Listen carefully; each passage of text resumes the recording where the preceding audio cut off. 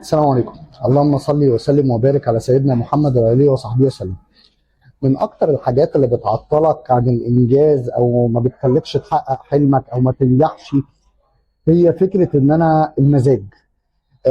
انا عايز انزل الشغل بمزاج، انا ماليش مزاج دلوقتي ان انا اشتغل، انا ماليش مزاج اعمل كذا، انا عايز كذا، انا مودي مش كويس، انا مودي مش تمام.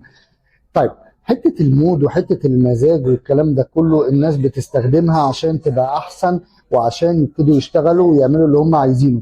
كنا اتكلمنا عن مودي مش كويس والمزاج والكلام ده في الفيديو بتاع المماطلة. ان انت تقعد تأخر شغلك وتأخر حياتك عشان انت مالكش مزاج. طيب، حلو الكلام. دي حاجة. تاني حاجة غير ان انت المود مش حلو الكلام ده، انت مودك بيتغير في اليوم 100 مرة على حسب حالتك النفسية، على حسب الحاجات اللي انت بتشوفها، على حسب الحاجات اللي انت بتقراها، على حسب نومك، على حسب اكلك، على حسب شربك، على حسب الراحة بتاعتك، على حسب الناس اللي بتتعامل معاهم.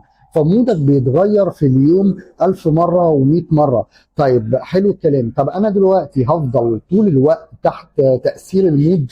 طيب، ان انا مش هشتغل ولا هعمل حاجه غير اللي لما مودي يبقى كويس؟ طب ما هو مودك مش هيبقى ثابت، لان هو بيتغير زي ما قلنا كده تبع الحاله النفسيه. اقل حاجه تبع كوبايه القهوه، لو انت بتشرب قهوه مثلا وما شربتش النهارده قهوه او اتاخرت فيها، مودك مش هيبقى كويس. طيب، فكل ده هيخليك انت تاخر شغلك وتماطل في شغلك والكلام ده كله.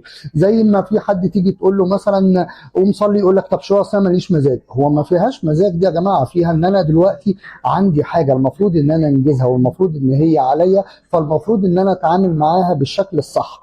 طيب، انا دلوقتي كمان غير حته ان المود بيفرق والكلام ده كله، فكره كمان ان انا اعلق الدنيا كلها على فكره ان انا يبقى مودي كويس. طيب، لو مودي ما بقاش كويس الفكره هتحصل ايه؟ طيب، انا هتاخر في شغلي، مش هعرف انجز، مش هعرف اعمل حاجه. وفي نفس الوقت كمان لما هتاخر طبيعي ان هيبقى فيه نتائج لان انا اتاخرت او ما عملتش اللي عليا او الكلام ده، فمودي هيبقى سيء اكتر. طب ما هو برضه نفس الفكره كده، انا مش هعرف اتاقلم، مش هعرف اعمل اللي عليا، ومش هعرف اوصل للي انا عايزه. نفس الفكره ان انا دلوقتي هعمل كده. طيب، انا عشان ابطل فكره المود دي لازم ادرب نفسي ان انا اشتغل في كل الاحوال بغض النظر عن المود، بغض النظر عن المزاج. انت دلوقتي عندك حاجه لازم اولا تخلي فيه خطه انت بتشتغل بيها، والخطه دي ملهاش دعوه بالمزاج خالص. انت هتحط واحد اتنين تلاته اربعه. طيب، وعشان تبتدي تعمل الكلام ده وتتغلب على فكره المود دي لازم تحط نمره واحد تخلي فيه مزاج اكتر من المزاج العادي. يعني ايه مزاج اكتر من المزاج العادي؟ يعني مودي دلوقتي يبقى مرتبط بالانجاز اللي انا بحققه، بالانجاز اللي انا بشتغل فيه، حتى لو حاجه صغيره انا بعملها. انت لما بتيجي تقول مثلا انا خلصت حاجه في الشغل، حتى لو الحاجه دي ما خدتش منك غير 10 دقائق، انت بتحس بالانجاز، تحس ان انت خلصت حاجه حتى لو انت مش طايق الحاجه دي، بس انت خلصتها. فده في حد ذاته بيديك دفعه وبيخليك تحس ان انت خرجت من حاجه خلصتها، فمودك بيبتدي يتحسن. طيب، نفس الكلام بالنسبة للموضوع اللي احنا اتكلمنا فيه في الفيديو اللي فات، اللي هو اخرج بره منطقة الراحة، كومفورت زون. العقل بيحاول يا جماعه ان هو يحطك في منطقه الراحه دي، عشان العقل ما هو الا مخلوق، وهو اهم حاجه عنده انه يوفر لك طاقه. غير ان هو بيفكر، غير انه بيعمل ويخليك هعمل خطه كذا، هتحرك كذا، هعمل كذا، هنام دلوقتي، هاكل دلوقتي.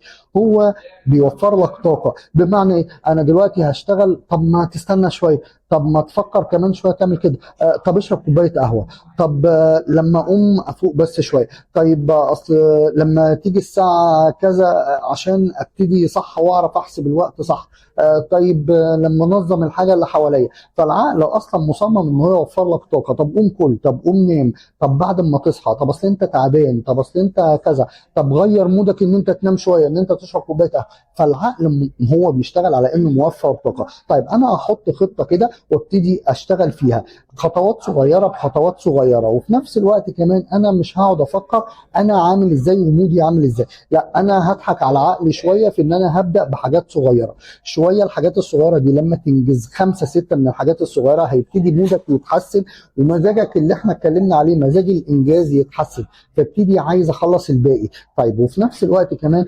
الشغف، لازم الشغف يدخل في المنطقه دي. الشغف ان انت خلصت، ان انت اشتغلت صح، ان انت عملت اللي عليك، فانت مودك كويس، ان انت حسنت من الحاجات اللي انت عايز توصل لها، وان انت ابتديت تشتغل وتخلص حاجات معينه وتتقدم في حاجات معينه، فمودك هيبتدي يتحسن، فشغفك هيبتدي يزيد، لان انت انجزت حاجه قربتك من الحاجه اللي انت عايزها. والشغف مش معناه بس ان انت تشتغل، لا، الشغف ان انت تعمل الحاجه اللي انت بتحبها في وقت انت ممكن ما يكونش بالنسبه لك في طاقه لكده. ان انت عشان كده بنتكلم على اهميه الشغف. حتى الشغف في ناس بتقول ايه، وفي ناس بتعارض الفكره دي، ان انا الشغل عندي بشغف ولا الشغل عشان انا مزنوق ان انا اشتغل، ان انا اشتغل تحت ضغط، ان انا لازم اشتغل عشان الماديات، عشان كذا عشان كذا.